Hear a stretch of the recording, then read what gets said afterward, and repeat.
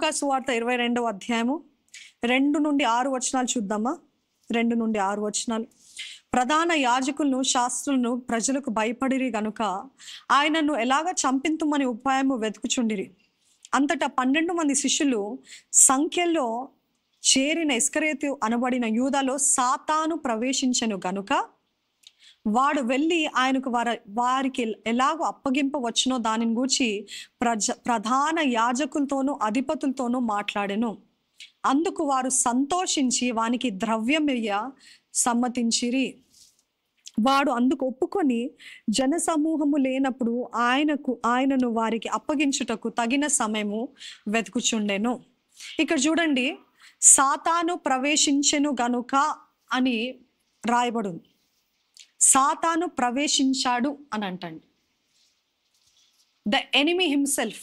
జాగ్రత్తగా వినండి, ఇక్కడ దురాత్మలకు అప్పచెప్పలేదు అపవాది, సాతాను తానే ప్రవేశించాడు. ఈరోజు చాలా మంది చెప్తారు కదా, ఐఎమ్ పొజెస్డ్, లేకపోతే పలానా వ్యక్తి దురాత్మల చేత నింపబడి ఉన్నాడండి, పీడించబడుతున్నాడు అని చెప్తూ ఉంటాం. కానీ ఇక్కడ యూదా ఇస్కరియోతు జీవితంలో చూసినట్లయితే దురాత్మలు ఆయనని పొజెస్ చేసినట్లేదు, కానీ సాతాను తానే ప్రవేశించాడు. అర్థమవుతుందా? సాతాను తానే ప్రవేశించాడు అంటే సాతాను ఇది అంటున్నాడు, ఇది దురాత్మలకు అప్పచెప్పే జాబ్ కాదు, ఇది నిజమైన దేవుని కుమారుడు ఇక్కడ ఉన్నాడు కాబట్టి దురాత్మలకు అప్పచెప్పే పని కాదు, ఇది నేనే చేస్తాను, ఈ బ్యాటిల్ నేనే ఫైట్ చేస్తాను, ఈ యుద్ధము నాది. It's a personal battle between me and Jesus. యేసుకి సాతానుకి ఇది వ్యక్తిగత యుద్ధము అనంట. అందుకనే ఇక్కడ మనం చూసినట్లయితే యోహాను సువార్త 13వ అధ్యాయం 2వ వచనము, వారు భోజనము చేయుచుండగా ఆయన అప్పగింపవలెనని సీమోను కుమారుడగు ఇస్కరియోతు యూదా హృదయములో అపవాది ఇంతకు ముందు ఆలోచన పుట్టించి ఉండెను. ఇంతకు ముందే ఆలోచన పుట్టించాడంట. చాలా జాగ్రత్త వినండి. ఆ ఆలోచన ఎప్పుడు పుట్టిందంట? ఇంతకు ముందే పుట్టిందంట. ఆలోచన కలిగించింది ఎవరు? Satan did not himself enter in the beginning. ఆలోచన పుట్టింపు చేస్తాడు. ఆలోచనని ఈయన అంగీకరించాడు కాబట్టి ఆయన ప్రవేశించాడు. అర్థమవుతుందా ది సీక్వెన్స్? ఆలోచన, మంచి ఆలోచన దేవుని దగ్గర నుండి వస్తుందా? ఆయన ప్రతి మంచి ఆలోచన దేవుని దగ్గర నుండే వస్తుందని వాక్యం తెలియజేస్తుంది. అదే రీతిగా దానికి ఆపోజిట్ ప్రతి చెడు ఆలోచన, ద్రోహము చేయాలని, హత్య చేయాలని, మోసం చేయాలని, వ్యభిచారం చేయాలని, లేకపోతే ఇంక ఏవైనా అక్రమమైనవి చేయాలనే ఆలోచన ఎక్కడి నుండి వస్తుంది అంటే అపవాది నుండి వస్తుంది. సో మొదటిగా ఆలోచన రూపంలో వచ్చాడు, ఆలోచన ద్వారా ప్రేరేపించాడు. దాని తర్వాత ఆలోచన అయిన తర్వాత ఎప్పుడైతే ఈయన అంగీకరించాడో, you will get thoughts. Remember this, ప్రతి ఒక్కరికి తలంపులు వస్తాయి, మంచి తలంపు, చెడు తలంపు. మంచి తలంపులు తీసుకోవాలని మీకు పుట్టాలండి, మీకు ఆశ కలిగి ఉండాలి. చెడు తలంపులు వస్తే ఛీ ఇది చెడు తలంపు, నేను అంగీకరించాను. Just remember this word, just because you get a thought don't accept it. అర్థమవుతుందా?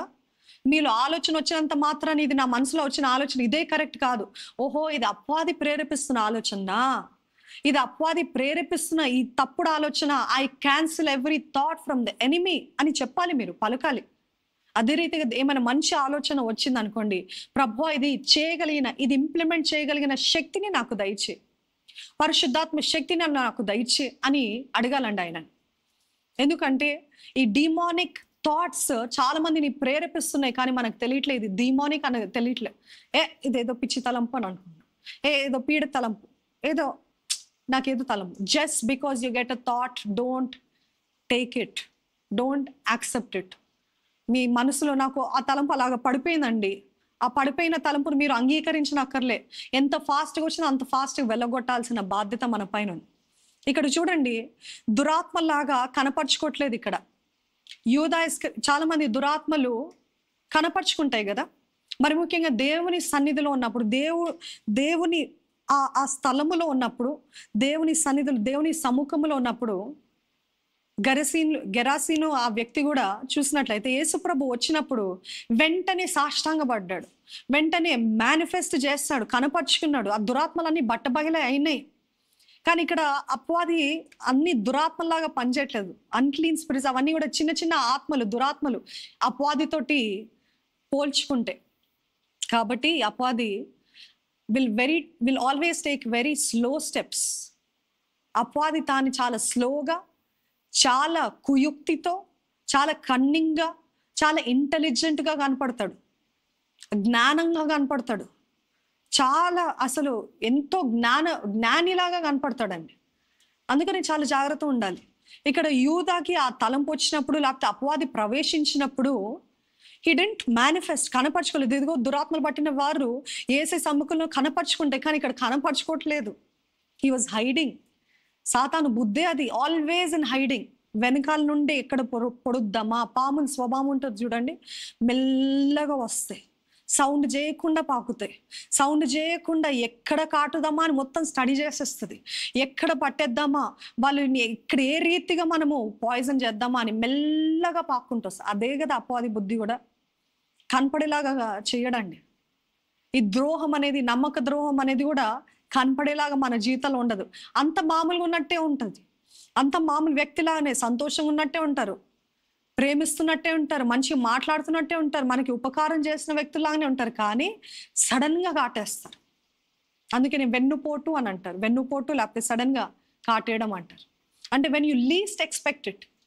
ఇక్కడ ఆల్రెడీ ప్రవేశించాడు కాబట్టి యేసు ప్రభుకి అన్నీ ఎరిగిన దేవుడు, ఆయనకు అన్నీ తెలుసు, కానీ వీరికి తెలియదు, శిష్యులకి తెలియదు. ఈ మాటలో మాట ఒక జ్ఞాపకం చేసుకోండి. పరిచర్లో, ఒకవేళ మీరు పరిచర్లో ఉన్నవారైతే, ఏ వ్యక్తి అయినా మీకు తేడాగా కనపడితే మీరు వెంటనే సేవకులకి చెప్పడమో కన్ఫ్రంట్ చేయడమో ఉండాలి కదా. ఇక్కడ ఎన్నో మార్లు యేసు ప్రభు హింట్స్ ఇస్తున్నాడు శిష్యులకి. ఇదిగో పలానా వ్యక్తి నాకు ద్రోహం చేయబోతున్నాడు, ఇదిగో ఈ రొట్టె నేను ముంచి ఏ వ్యక్తికి అయితే ఇస్తున్నానో ఆ వ్యక్తియే అన్నప్పుడు కూడా వారికి ఇంకా వెలగలేదండి, ఇంకా తట్టలేదు వాళ్ళకి. అంటే ఎంత నెగ్లిజెంట్గా ఉన్నారు, ఎంత అన్డిసర్నింగ్ ఉన్నారు, అంటే విచక్షణ లేదా. అన్నిసార్లు ప్రభు చెప్తున్నాడు, మీలో ఒక్కడు నాకు ద్రోహం మీలో ఒక్కడు నన్ను అప్పచెప్పబోతున్నాడు అని అంటే కూడా నేనా అంటున్నారు, కానీ హూ ఇస్ దట్ పర్సన్ అని ఫైండ్ అవుట్ చేయలేదు. ఒకవేళ మీ జీవితంలో, మీ వ్యక్తిగత జీవితంలో మీకు కనబడుతుంది ఒక వ్యక్తి ఏదో తేడాగా ఉన్నాడు, వెనకాల ఏదో ప్లానింగ్ చేస్తున్నాడు, లేకపోతే సేవకులకి ఏదో ద్రోహం చేద్దామని ప్రయత్నిస్తున్నాడు అని మీకు కనబడుతున్నప్పుడు వెంటనే మీరు సేవకుల దగ్గరికి, నోటీస్ దగ్గరికి తీసుకురండి. లేకపోతే మీరు ఎవరు కన్ఫ్రంట్ చేయాలా కన్ఫ్రంట్ చేయండి, అంత మాత్రమే. కానీ ఈ శిష్యుల వలె మేం కాదు కదా, అయితే ఎవరు కాదులే, ఆయన కాదు. యూదా ఇస్కరియోతు కూడా అన్నాడు, నేను కాదు కదా ప్రభువా అన్నాడంట, నేను కాదు కదా బోధకుడా అన్నాడంట.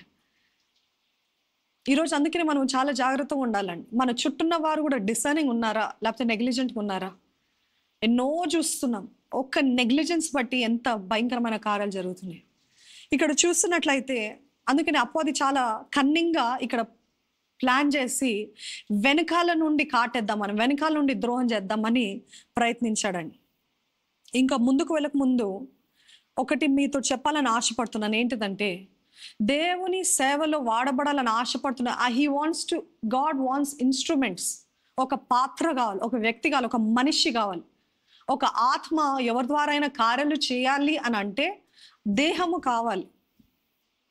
The spirit needs a body. Without a body the spirit cannot function. అర్థమవుతుందండి?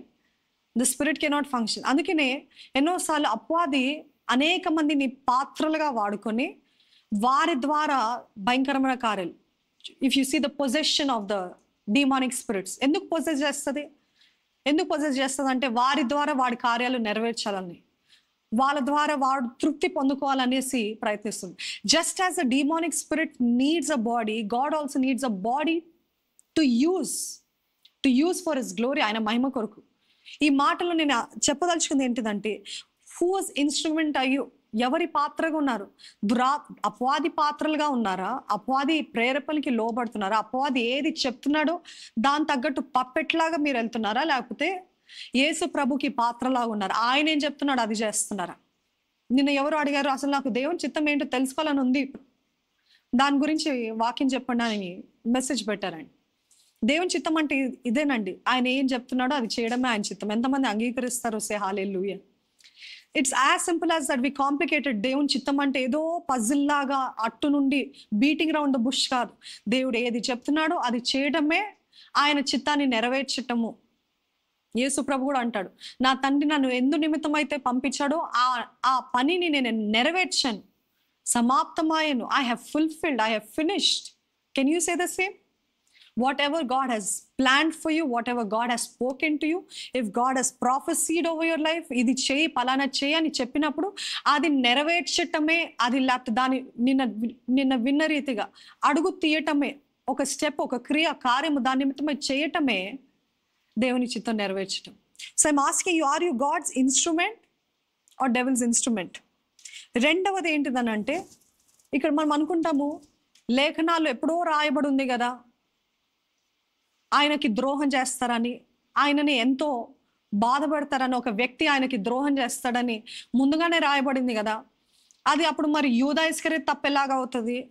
అది యూదా ఇస్కరియోతు ఎందుకు తప్పు చేసిన వాడని మనం ఆయనను ఎందుకు ప్రశ్నిస్తాము, లేకపోతే ఆయనను ఎందుకు తీర్పు తీరుస్తున్నాము అని అనుకుంటాం. No no, maybe God has ordained before, but God never forced him.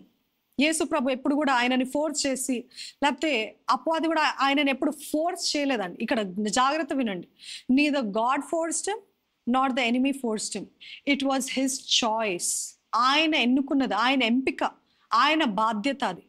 అపవాది ఒట్టి ఒక విత్తనము వలె ఒక ఆలోచన వేస్తాడు, ఇదిగో ఇలాగ అప్పచెప్పు, కానీ ఈయన అంగీకరించాడు, ఈయన ఓపెన్ చేస్తాడు, ఈయన yes I will do it. ఎందుకంటే ఈయనకు ఆల్రెడీ ముందు నుండే కొంచెం ఇదేంటి ఒఫెన్స్ ఉంది, అభ్యంతరం ఉంది యేసు ప్రభు పట్ల. చాలామంది అంటుంటారు అది వాక్యంలో లేదు, బైబిల్లో లేదు, కానీ చాలామంది అనుకుంటారు ఏంటంటే ఆ రోమా సామ్రాజ్యాన్ని వెళ్ళగొట్టడానికి, యేసు ప్రభు రాజుని చేయటానికి ఈయన కంగారు పడి ఇలాగ చేస్తాడు, నిజంగా ఆయనని చంపడానికి కాదని అంటారు. అది ఎంతవరకు సత్యమో మనకి తెలియదు, కానీ నిజం చెప్పాలంటే ఆయన రెస్పాన్సిబిలిటీ, అది ఆయన బాధ్యత. ఈరోజు మన జీవితాల్లో కూడా యేసు ప్రభు నేను ఇది చేయమని ఏది ఫోర్స్ చేయట్లేదు. అదే రీతి అపవాది కూడా మనల్ని ఫోర్స్ చేసి చేయడానికి వాడికి మన పైన అధికారం లేదు. నమ్ముతున్నారా? అందుకని యేసు ప్రభు జీవం మరణం నీ ముందు పెట్టాను, శాపము ఆశీర్వాదం నీ ముందు పెట్టాను, ఏది కావాలో ఎన్నుకో, ఏది కావాలో అది కోరుకో అని యేసు ప్రభు చెప్పాడు. అదే రీతి అపవాది ఇది చెయ్యాల్సిందే అని మనకు చెప్పట్లేదు. వాడు ఎప్పుడు కూడా మన చెవుల దగ్గర, మన మనసులో, మన తలంపులో ప్రేరేపిస్తూ ఉంటాడు, ఇది చెయ్యి, ఇది చెయ్యి. ఆ స్వరం వినపడుతుందా? ఇలాగ చచ్చిపో, నువ్వు పనికిరాని వాడివి, నువ్వు పనికిరాని దానివి, నిన్ను ఎవరు లెక్క చేయరు, నిన్ను ఎవరు ప్రేమించరు, అందరూ ద్రోహులే, నువ్వు చచ్చిపోతేనే బెటర్, నువ్వు ఈ లోకానికి ఒక భారంగానే ఉన్నావు, యు ఆర్ యూజ్లెస్ అని మాటలు వినబడుతున్నాయా? Is not forcing it, is just planting, విత్తుతున్నాడు ఇటువంటి ఆలోచనలు. దాన్ని అంగీకరించే బాధ్యత మన పైన ఉంది. It is on us. Are you accepting the thoughts of the enemy? Are you accepting the thoughts of God? And when you accept, only then you will do something about it. అందుకనే ఒకళ్ళు చక్కటి మాట అన్నారు, ఏంటి తెలుసా అండి? ప్రతి door, ఇప్పుడు అందరి ఇళ్లలో డోర్స్ ఉంటాయి కదా, డోర్స్కి హ్యాండిల్స్ ఉంటాయి. అంటే మనము బయట నుండి తెరిస్తే తప్ప మనం లోపలికి వెళ్ళలేం, అవునా కదా? కానీ మన హృదయం అనే తలుపుకి హ్యాండిల్ బయట లేదు, ఎక్కడుంది తెలుసా? లోపడు ఉందంటే. అంటే ఆ తెరవగలిగిన అధికారం ఎవరికి ఉందంటే మీకు నాకు మాత్రమే ఉంది. ఏ అపవాది ఫోర్స్ఫుల్గా రాలేడు, దేవుడు ఫోర్స్ఫుల్గా మనల్ని దూసుకొని వెళ్ళాడు, లోపలికి ప్రవేశించడు. So the door to our heart is in our hands. So మీరు ఎవరికి తలుపులు తెరుస్తున్నారో జ్ఞాపకం చేసుకోండి. అంటూ మనమందరం ఒక చిన్న ప్రార్థన చేసి ముగిద్దామండి. పరిశుద్ధుడైన దేవా, నీకు స్తుతులు స్తోత్రాలు వందనాలు చెల్లిస్తున్నానయ్యా. ఇచ్చిన ఈ సమయాన్ని బట్టి నీకు కోట్లాది వందనాలు యేసయ్యా. నువ్వెంత చక్కటి మాదిరిని మాకు ఇచ్చావు ప్రభా. ఎంత ద్రోహం చేసిన వ్యక్తిని కూడా తనని నువ్వు ప్రేమించావు, అతని కాలు అడిగావు, అతనితోటి అంతా పంచుకున్నావు ప్రభా. God help us to be the same Lord. అదే రీతి ఉండటానికి సాయించి, మేము ద్రోహం చేసేవారుగా కాక, మాకు ద్రోహము చేసినప్పటికీ కూడా తనని క్షమించే హృదయము మాకు దయచే, తండ్రి ప్రేమించే హృదయము దయచే, నమ్మే హృదయము దయచే ప్రభా. ఎటువంటి గాయముతోటి నింపబడిన హృదయమైన ఇప్పుడే యేసు నామములో ఆయన ద్వారా ప్రతి గాయపడిన హృదయము మాన్పివేయబడును గాక, స్వస్థపరచబడును గాక అని యేసు నామంలో వేడుకుంటున్నాను ప్రభా. Every wounded soul, every wounded heart, every wounded body be healed in the name of Jesus. గాయాలు చేసింది నేనే, గాయాలు మానిపేది నేనే అన్నావు ప్రభా. ఏ గుండె అయితే గాయముతో ఉందో ప్రతి గాని నీవే మానుపు. అదే రీతి మేము ఎవరి గుండెలను అయితే గాయము చేస్తామో క్షమాపణ కోరే ఆ ధైర్యము, ఆ మనసు మాకు దయచేయమని వేడుకుంటున్నాను ప్రభా. ఈరోజు మాతో మాట్లాడవు ప్రభా. ఈరోజు మేము అనేక సార్లు నీకు ద్రోహులుగా మారము ప్రభా. మమ్మల్ని క్షమించయ్యా. We ask for your forgiveness Lord. నీకు క్షమాపణ వేడుకుంటాను ప్రభా. నీకు విరుద్ధంగా చేసిన ప్రతి దాన్ని బట్టి మమ్మల్ని క్షమించు. ఇక్కడ సమయం అయిన తర్వాత అప్పుడు క్షమాపణ కాదు, సమయం అయిన తర్వాత రిగ్రెట్ అవడం కాదు, కానీ సమయం ఉన్నప్పుడే మా స్థితిని మేము తెలుసుకొని నీ ముందు పశ్చాత్తాపడే కృపను మాకు దయచేయమని వేడుకుంటున్నాను. ఈరోజు విత్తబడిన వాక్యాన్ని నీవే ఫలింపజే, ముద్రించు, మా జీవితంలో నాటు ప్రభా. నాటమని వేడుకుంటున్నాం ప్రభా. ఈరోజు ఎట్టి పరిస్థితుల్లో ఉన్న అపవాది ప్రేరేపణకి లొంగకుండా నీ ప్రేరేపణలు తగినట్టుగా జీవించే కృపను మాకు దయచేయమని వేడుకుంటున్నాం. నీ ఆత్మకార్యాలను కొనసాగింపజేయమని ప్రభు యేసు నామములో అడిగి వేడుకొంచున్నాను తండ్రి. ఆమెన్.